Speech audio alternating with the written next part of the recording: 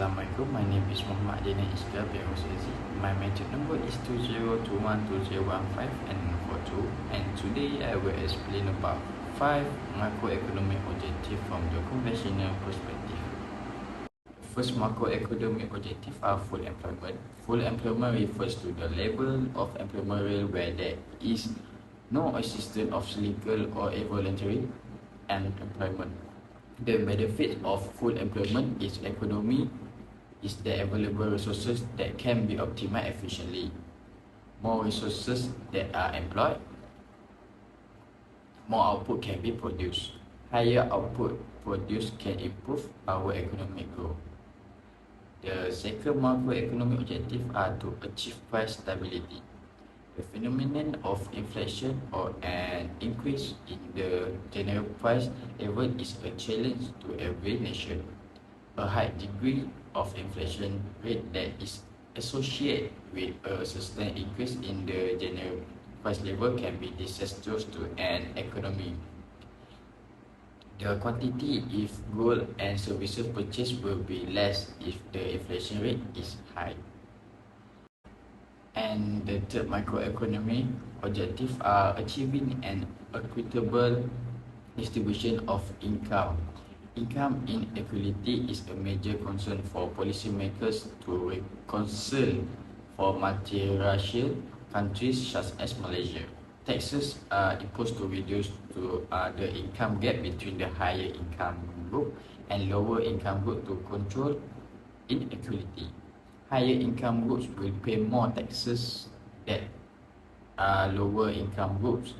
The objective is to achieve equitable income distribution through their methods. And for the last macroeconomic objective is achieving an equilibrium in the foreign sector. Foreign sector is mean economic transactions or activity that take place beyond the political boundaries. It also includes transactions such as import and export. And for the second question, I will explain about 4 problems in measuring national income.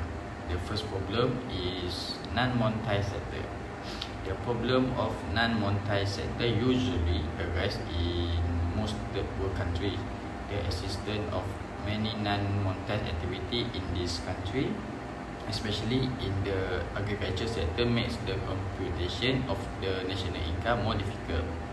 This is because a large quantity of agriculture output in this country does not reach the market. It is either consumed directly by the farmer or exchanged for other goods and services.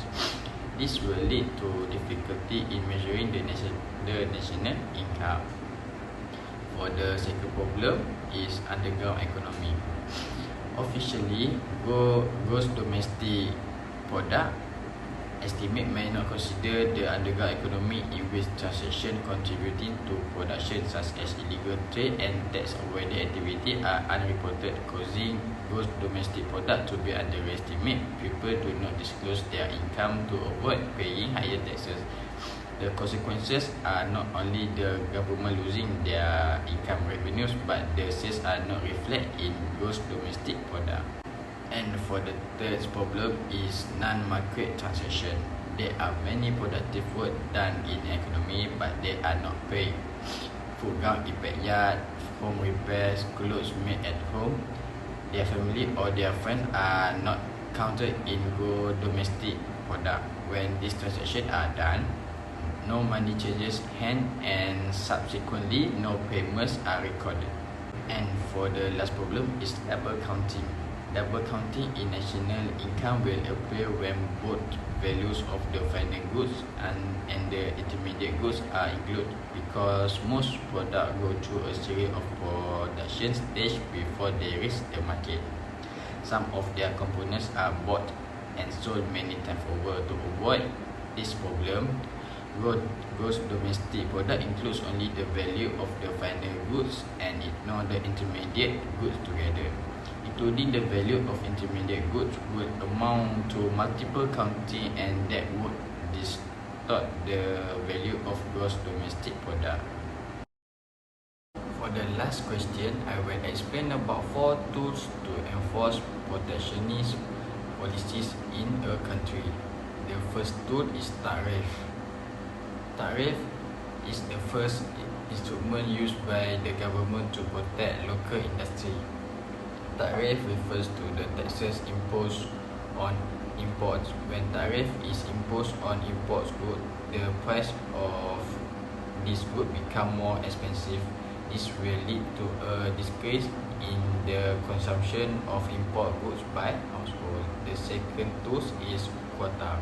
Quota is the restriction or limitation on the volume of imported goods. When the government limits the import of certain goods, it will put pressure on the price of those goods and resulting in a price increase.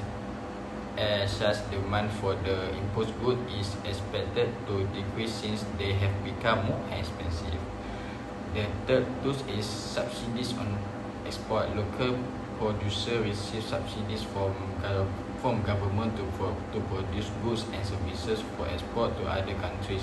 These subsidies encourage export to be more competitive because it helps reduce the price in goods and services. This is the more positive way to implement. And for the last tools is exchange controls.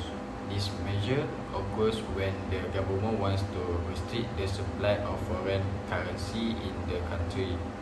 To import goods and services from other countries, payment must be made using their currency, and controlling the availability of foreign currency in a country is effective in restricting the number of import into the country. That's all for me. Thank you.